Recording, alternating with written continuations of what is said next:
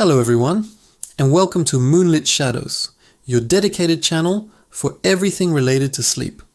I'm so glad you're here today, because we're diving deep into a topic that affects every single one of us, the science of sleep and why it's so incredibly important for our health and happiness. Have you ever wondered what exactly happens when you close your eyes at night? It might feel like you're just switching off, but your brain and body are actually incredibly busy. Sleep isn't just about resting. It's an active, essential process that keeps us running. Think of it like a highly skilled maintenance crew that comes in every night to repair, recharge, and organize everything for the day ahead. Without this crew, things would quickly start to fall apart. So let's break it down. Sleep is generally divided into two main types: REM, which stands for rapid eye movement, and non-REM sleep. And non-REM sleep itself has three different stages. When you first drift off, you enter the lighter stage of non-REM sleep. It's that in-between state where you might still be partially aware of your surroundings.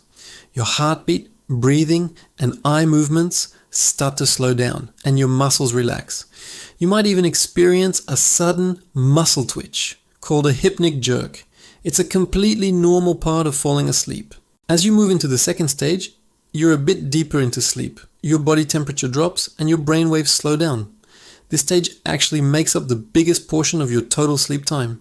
It's a crucial period for memory consolidation, where your brain processes and organizes the information you gathered throughout the day. It's like filing away important documents so you can find them later. Then comes the third stage, which is the deepest stage of non-REM sleep. This is the good stuff, often called deep sleep or slow wave sleep. During this phase, it's much harder to wake someone up. Your body goes into full repair mode. It works on repairing tissues, building bone and muscle, and strengthening your immune system. If you've ever woken up feeling truly refreshed and full of energy, you can thank this stage of sleep. It's vital for physical recovery and growth. After cycling through these non-REM stages, you then enter the fascinating world of REM sleep. This is when your brain activity ramps up and becomes much more similar to when you're awake. Your eyes move rapidly back and forth behind your closed eyelids, which is how it got its name. Your breathing becomes faster and irregular, and your heart rate and blood pressure increase. But here's the interesting part. While your brain is buzzing with activity, your arm and leg muscles become temporarily paralyzed. This is a brilliant safety mechanism that prevents you from acting out your dreams.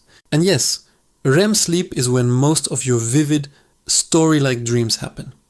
This stage is absolutely essential for emotional regulation and mental restoration. It helps you process complex emotions and experiences from your day. Think of it as a form of overnight therapy. It also plays a massive role in learning and memory, particularly for complex skills. Throughout the night, you cycle through these stages of non-REM and REM sleep about 4 to 6 times. Each cycle lasts roughly 90 minutes.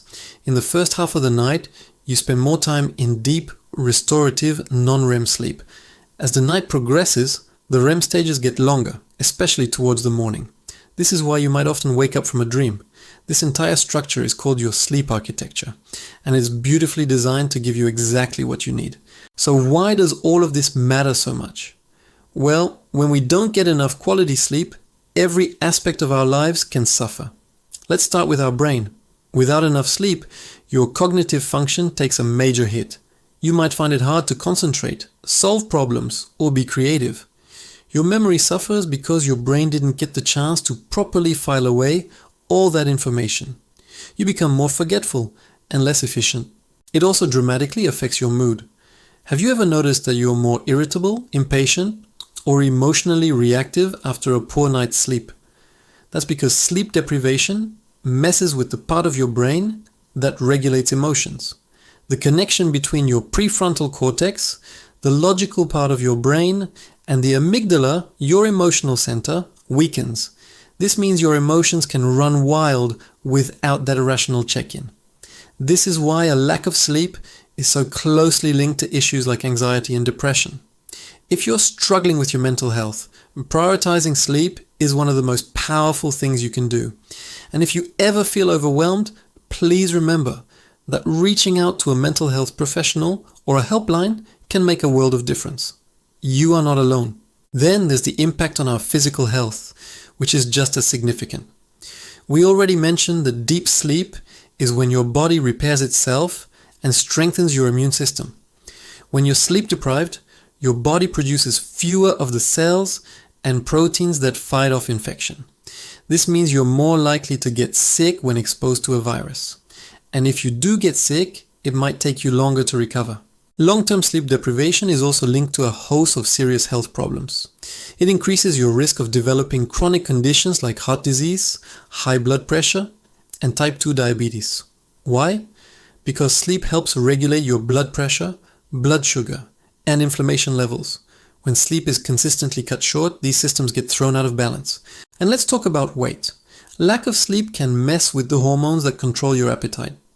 It increases ghrelin, the hormone that makes you feel hungry, and decreases leptin, the hormone that tells you you're full. This is why you might find yourself craving high-calorie, sugary foods when you're tired. It's not a lack of willpower, it's your biology at work. So now that we understand just how crucial sleep is, what can we do to improve it? The good news is, there's a lot we can do. It all starts with building healthy sleep habits, often called sleep hygiene. First and foremost, consistency is key. Try to go to bed and wake up at the same time every day, even on weekends. This helps to regulate your body's internal clock, or your circadian rhythm.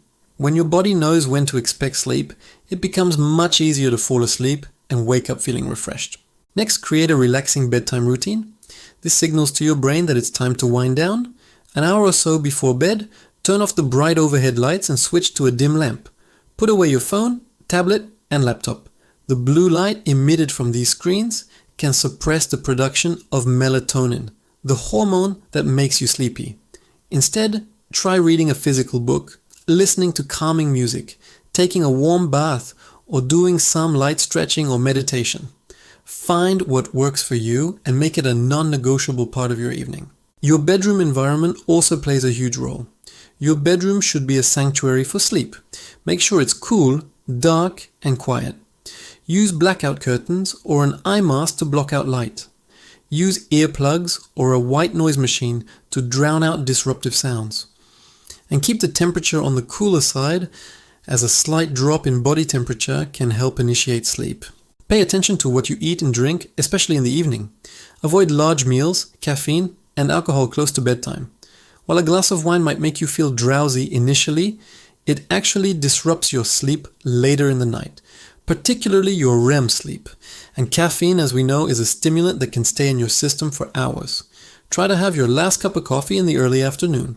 Regular physical activity is fantastic for sleep, but try to avoid intense exercise too close to bedtime, as it can be overstimulating for some people.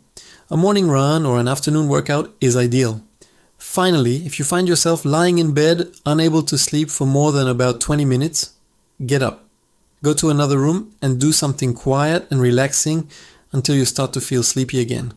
Staring at the ceiling and worrying about not sleeping only creates more anxiety, making it even harder to drift off. The goal is to associate your bed with sleep, not with stress and frustration. Improving your sleep isn't about finding a magic bullet. It's about making small, consistent changes that add up over time.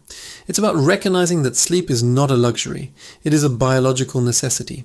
By investing in your sleep, you are investing in your long-term health, your mental well-being, and your overall quality of life. Thank you so much for joining me today on Moonlit Shadows.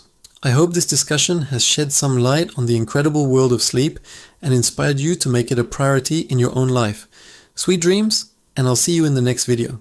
Don't forget to like, subscribe, and share this with anyone who might need to hear it. Thanks for watching.